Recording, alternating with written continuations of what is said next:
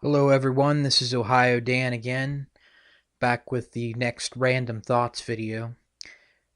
In this video, I wanted to cover an idea that basically I've had in my head for some time about the kind of differences between the MRA and MGTOW in terms of their goals and in terms of how they see kind of what they're trying to accomplish. And in particular, I want to comment on what I see as pretty much the futility of the men's rights movement and the MRA, or those who consider themselves to be men who are advocating for their own rights. And I want to start off by saying that I don't have any sort of actual actual intellectual level disagreement with the MRA. I'm sure that there are a few minor issues or whatnot that I disagree with the MRA on, or that I don't find to be particularly important to men. But that's probably the case with MGTOW men as well. We're all individual men, and we all have somewhat different beliefs.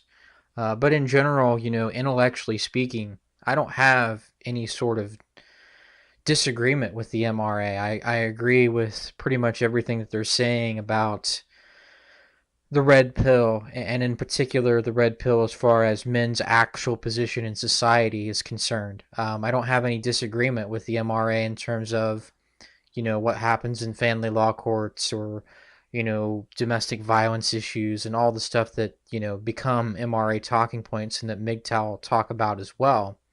The difference is not at that kind of intellectual level. The difference is how to apply this kind of red pill knowledge. And as I've mentioned in the past, I also believe that there's a second red pill that MRAs don't really fully digest, and that is the differences between men and women, the understanding of male and female nature, and realizing that women are not just going to step up biologically speaking or beyond biology. They're not going to step up in society and just do the same things that men have been doing. And men are going to, they're always going to be the backbone of any successful society. And a lot of MRAs can't quite see this in many ways. They have more egalitarian values, or at the very least, they see men and women as being sort of interchangeable. And they think that women they do just as much for society as men do, and in reality that's not really the case. Aside from childbirth and child rearing, men really do constitute the backbone of most of what you see that's important in society.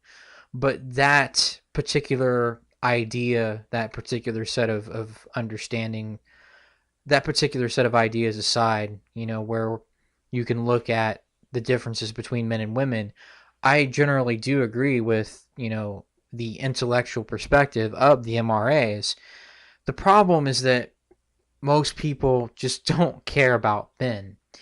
And that's what I really want to go into here is describing something that I've learned from my own personal kind of experiences with trying to discuss things with people, and how I see similar problems with what the MRA is trying, what MRAs are trying to accomplish.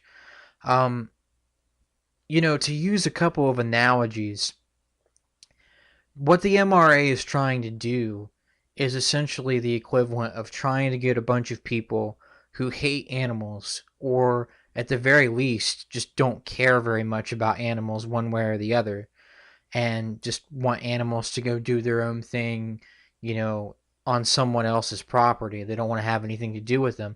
It's trying to get people who hate animals or have these kinds of views about animals to join PETA, or to make a donation to PETA. And don't get me wrong, I'm not taking a position one way or the other on PETA, but people who hate animals are not going to care about the welfare of animals. And it doesn't matter how many times you try to persuade people to care about animals. It doesn't matter how many times you try to, you know, um, convince people that it's somehow in their best interest to take care of animals, whether it's pets or wildlife or whatever. If someone, or if a group of people just, they don't really care about animals one way or the other, they're not going to join your organization. As another analogy, as another example, I think about slavery in a literal sense. If people who are literally slaves, who feel like they're being mistreated by their masters, would get together and decide that they're going to protest, or decide that, you know, they're going to have a sit down with their slave masters and tell them, hey, we don't want to be slaves anymore. Or, we demand better treatment if we're going to continue to stay on, in this case, the literal plantation. They're just going to get beat for doing that. They're just going to get, whipped for making that kind of case. They're not going to win their freedom by asking their masters for freedom or by protesting. And don't get me wrong, I'm not in this analogy suggesting that men need to be violent, because that's not going to be the solution here. But ultimately, the thing to do is to take some sort of action to change the overall social system. And you're not going to do that by just demanding your rights that no one wants to give you in the first place. You're not going to do that by saying, hey, I shouldn't have to be a slave. Well, nobody's going to respond to that as long as the power structure continues to be what it is in that society that you're talking about. And, just like with trying to get people who hate animals to care about animals, there's no solution. It's like trying to get someone who is a racist to care about the people who he's racist against. Whether you're talking about a Klansman, trying to get him to care about black people, or just the opposite, someone in Black Lives Matter, you're trying to convince them to, basically care about other races of people, see that white people aren't privileged and whatnot. They're very positioned, that they're very I don't want to say existence, but their kind of ideological foundation is built upon, hating someone of another race. Or the economy in the previous example that I gave is based on slavery. At the end of the day, you're not going to convince people in this kind of way by just trying to persuade them and use words. And again, I'm not advocating for violence. I'm not, trying to paint that picture that, oh, we need to take that sort of action, because that's not going to work. The bottom line is, though, that just going out and protesting isn't going to work either. And, in my personal life, or, when it comes to my personality itself, which has changed more than I've realized, I think, in some ways over the last several years, um, as I've gone through my 20s and finally have approached 30. I'm 30 years old now. I realized that I really have learned a lot about how you can have discussions with people. And what I mean by that is, you can only explain something so many times. You can only try to persuade a person of your viewpoint's legitimacy so many times before you have to give up. And even with my ex-girlfriend, it was like this. I would try to explain my kind of what I was thinking or how I was feeling, and she would just ignore it. So I'd try to use different words and explain it again, and then she'd get annoyed. And then I'd explain whatever it is that, I was having an issue with, or that, she wasn't responding properly to, a third time. And then she'd finally say something like, "You've already said this 2 other times. Why are you telling me again?" And it's like, that ultimately is a lesson that I think it took me a long time to learn. I kind of struggled to get to the point where I realized that, there's no point in trying to illustrate the same arguments over and over and over again. Now, when it comes to specific issues that both MRAs and MGTOWs will bring up as, essentially red pill moments or red pill topics where you can see that men are not privileged in society. Like, for example, the wage gap myth, or the idea of there being a rape culture, or just the family law courts as they exist now, as a separate court that has the primary goal of just robbing men of their wealth and redistributing it to women and the state, and hopefully children in some cases. Hopefully, at least, your kids will get some of that, but there's no guarantee in the system the way it is now. You can point to these kinds of issues that are actually pretty damn clear. They don't involve that much analysis. It's like you can look at the wage gap and see that it's nonsense, that it's an apples to oranges comparison, and it's not showing that women, quite frankly, just don't get into the more successful, more high paying, and high risk jobs that men get into.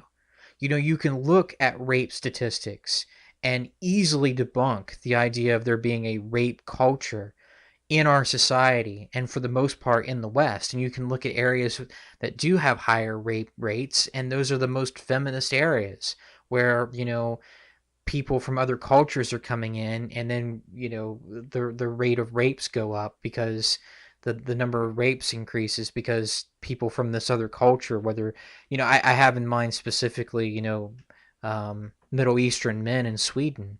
It's like those are the only times when you actually have an elevated level of rape. You can talk about men in the prison system and how the term rape culture actually came from, how there's really nothing that prevents, socially or culturally speaking, men from getting raped in prison. It's like it happens all the time and no one cares. And that's where the term rape culture came from. You can talk about all these things, but the fact of the matter is, in the public sphere, most people, and especially women, still believe that there's a gender wage gap. That, you could still see the people at the highest levels, politically speaking, talking about this nonsense. And again, this is easily debunked. You can look at what happens in a divorce, and yet men are still telling other men to get married. I mean, this is a regular thing in our society. Like, more men are catching on, and I understand that.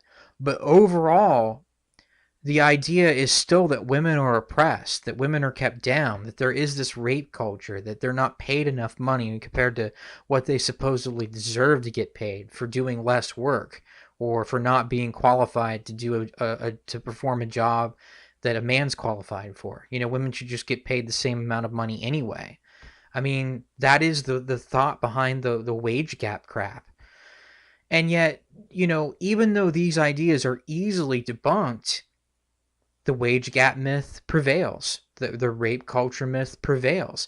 And so, if the whole point of me saying all this is that if the MRAs were able to get their message across at all, even in a basic way, that people actually cared about, where people were actually interested in the truth, blue pill men and women, basically, if they were actually interested in the truth behind these things, these ideas would have been dispelled in our society long ago. The idea of a rape culture or a wage gap, between men and women, or, like I say, the family law courts and divorce and how marriage is supposedly good for men. Like, ultimately, these kinds of ideas would died out long ago. But the reality is that you have a bunch of people who hate animals that don't want to join PETA. I mean, it's the equivalent of that kind of thing, where ultimately you can show people the facts over and over and over again, but they just don't care about men. They just don't, society as a whole has no interest in telling men the truth. Women have no interest in men becoming so-called red pilled, and I don't say so-called in the sense that, there's no red pill. I mean, that's ultimately, they have no interest in men finding out the truth about their position in society. So, you can do all these documentaries, and, they just won't allow these documentaries to be played. Like, I know there were places in Australia and Canada where the red pill documentary, like, wasn't allowed, and they had to move the venue and all that. And it's like, what for? For speaking factual truth? And, again, the point of The point of me saying all this is that this is not rocket science. These are not elusive facts. These are not nuanced issues for the most part. Men get screwed over in family law courts. There is no rape culture. It's been illegal to pay men and women different rates of pay, different wages for doing the same job since the freaking 1960s. You know, the idea that there's a war on women when women have all the reproductive rights and men have none. I mean, how many times do you have to point out that, a female teacher banging a teenage boy is not cool? It might be cool from the teenage boy's perspective at that time, but that's gonna do psychological damage because you have someone who's not an adult and not ready for that kind of relationship. And beyond that, you have a situation where the kid's just being exploited. But yet, no matter how many times you point out these basic truthful understandings, these basic facts, we still have this idea that teenage boys get lucky when some 35-year-old teacher who's hit the wall has sex with them, a female teacher in particular. We still think that marriage, a lot of people in our society still think that men should get married, that marriage is still a good thing for men. I mean, it's a joke. From any sort of awakened man's perspective, it is a total joke. Rape culture is, like John the Other said, we have a rape culture. Now, if the MRAs were going to be successful, how would that still be the case? If these basic things cannot be overcome, the only thing to do is walk away. And I want to leave this conversation with this idea. I don't have a problem with men deciding that they want to stand up for their rights. I don't have a problem with men committing their time and resources toward doing that if they think that there's a positive end to all of that. Again, intellectually speaking, I agree almost 100% with most MRA goals. But as I mentioned in a previous video, it's so important to go your own way first. It's imperative not to put the cart before the horse. And the reason why you don't put the cart before the horse is because that doesn't get you anywhere. You have to go your own way first, and then you can decide, once you've left the plantation, whether you're willing to negotiate or not. Many MGTOW men aren't, at least in principle, and I understand that. But as far as society as a whole goes, and as far as gender relations between men and women in the future goes, at some point there will probably be a getting together and like a renegotiation between men and women as far as what the standard relationship is going to involve. But that's probably not going to be until after societal collapse because MRAs are not successful. The basic kind of realization that would be needed by our society is just not there. People just don't give a shit about men in our society and about what the average guy faces in relationships and just with the social expectations that he has. And so, the MRAs are left trying to convince people of the same things over and over and over again, even though it should be obvious that, like I say, there's no rape culture. There is no wage gap between the genders. Younger professional women today have been shown to actually be making more money than their male counterparts. But that doesn't matter because the narrative must continue that women are oppressed and abused, and men are the ones keeping them down. And so ultimately, if you want, like I say, as a man, if you've gone your own way, if you've said that, I'm not going to care about social expectations, I'm not going to live my life for women, I reject gynocentrism, but I still want to advocate for my rights as a man, you can do that. But as long as these basic, kind of fundamental concepts are not achievable, showing people that feminism is basically full of crap, as long as the MRAs can't even do this because most people just don't care about men and don't want to hear it, the MRA movement as a whole, the men's rights movement as a whole, is just totally futile. And it's better to just go your own way, focus on improving yourself as a man, and just making the best decisions that you can in the society that we have, and not give yourself into a system that doesn't care about you, that doesn't care about the truth, and that just wants to exploit you for its own benefit.